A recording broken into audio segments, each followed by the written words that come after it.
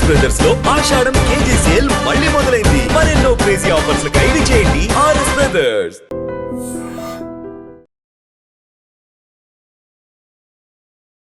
నమస్తే అమ్మ. నమస్తే. శ్రావణ మాసం, అందులో కృష్ణాష్టమి రాబోతుంది. కృష్ణాష్టమి విశిష్టత ఏమిటి, అసలు ఎలా జరుపుకోవాలి, ఆ రోజు నియమాలు ఏంటి?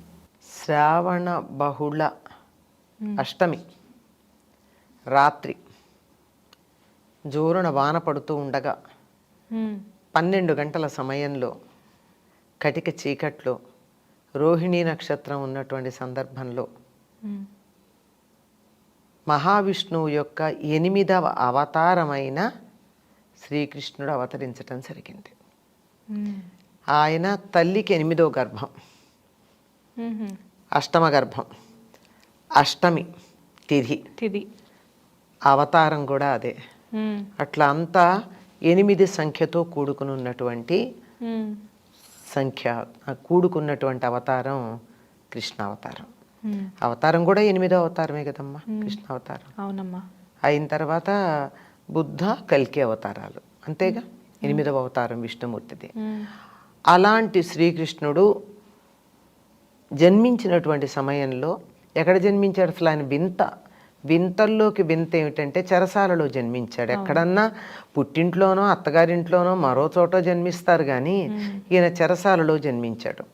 జన్మించినప్పుడు వెంటనే తల్లిదండ్రులకు ఎలా కనిపించాడంటే 4 చేతులతో శంఖం, చక్రం, గద మొదలైనటువంటి ఆయుధాలతో, మణిమయమైన కిరీటంతో, భుజకీర్తులతో, అన్ని రకాలైన అలంకారాలతో సాక్షాత్తు విష్ణుమూర్తిగా దర్శనమిచ్చాడు.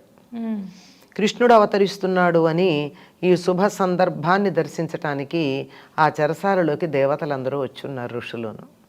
వాళ్ళు దేవకి వసుదేవులు కృష్ణుడిని కీర్తించిన తర్వాత వాళ్ళు ఏం చెయ్యాలో వాళ్ళకి కర్తవ్యాన్ని నిర్దేశించి అప్పుడు మళ్ళీ పసిపిల్లాడైపోయి కెవ్వుమని ఇడిచాడు.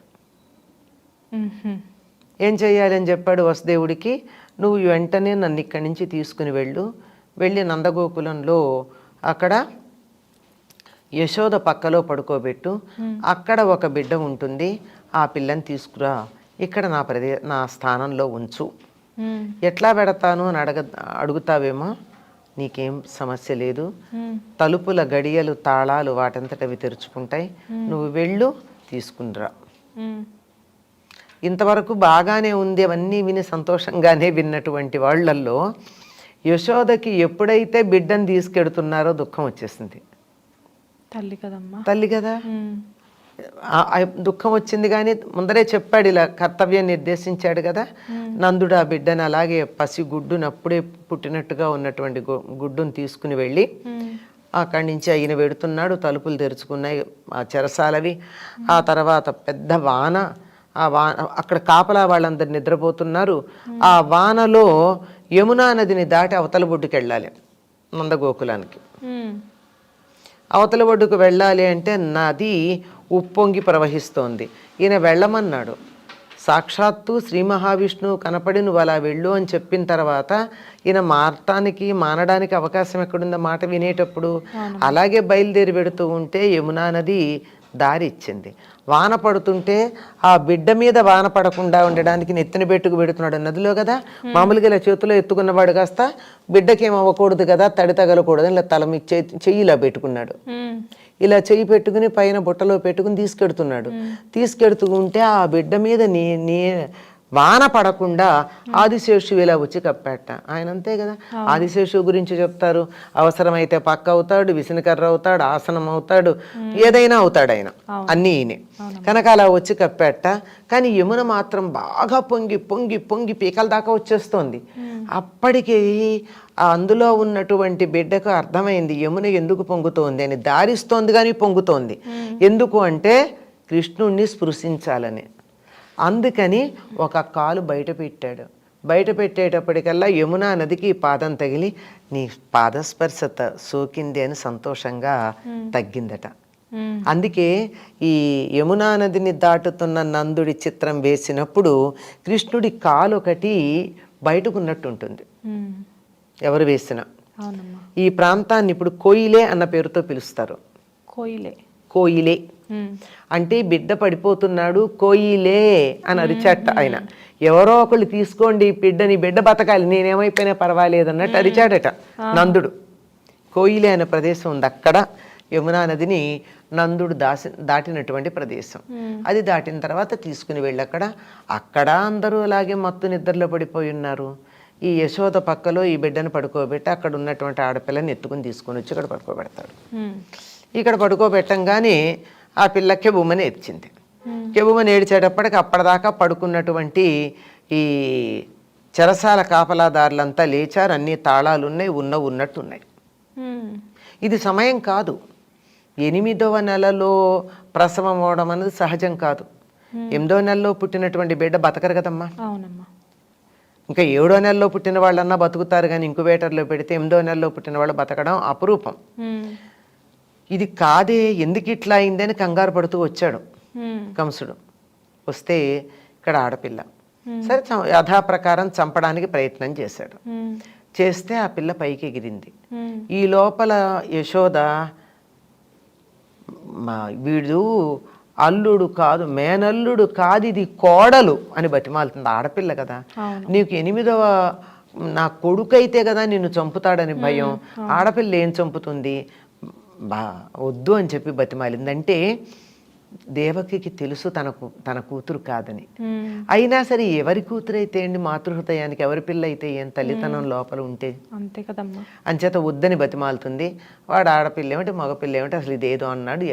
ఇలా వాడు ఎంత క్రూరంగా చంపేవాడంటే బిడ్డల్ని ఇలా పైకేసి బిడ్డని కింద కత్తి పెట్టేవాడు. ఆ బిడ్డ కత్తి మీద పడి చనిపోవాలి. ఇది అందరి బిడ్డల్ని వాడు చంపిన పద్ధతి. ఈ పిల్లను కూడా అలా పైకి ఎగరేశాడు. ఎగిరింది అక్కడే ఉంది, కిందకి రాల. అది నిన్ను చంపేవాడు వేరే చోట పెరుగుతున్నాడులే, నువ్వు నన్ను చంపలేవు అని చెప్పి అంతర్ధానం అయిపోతుంది. ఇది ఆనాటి సంఘటన, కృష్ణాష్టమి నాడు. ఈ సంఘటనను ఆధారంగా చేసుకుని ఈ మధ్యకాలంలో ఒక పోస్ట్ చూశానమ్మా, చాలా బాధేసింది నాకు. ఏమంటే ఎంత మేల్ చావనిస్టిక్ సొసైటీ మనది. కృష్ణుడు పుట్టినరోజు గురించి చెప్పారే తప్ప ఈ యోగమాయ పుట్టిన దాని గురించి ఎవరు మాట్లాడలేదు, దాన్ని చంపిన దాని గురించి ఎవరు మాట్లాడలేదు అని చెప్పి ఒక పోస్ట్ పెట్టారు. నాకు చాలా బాధ అనిపించింది.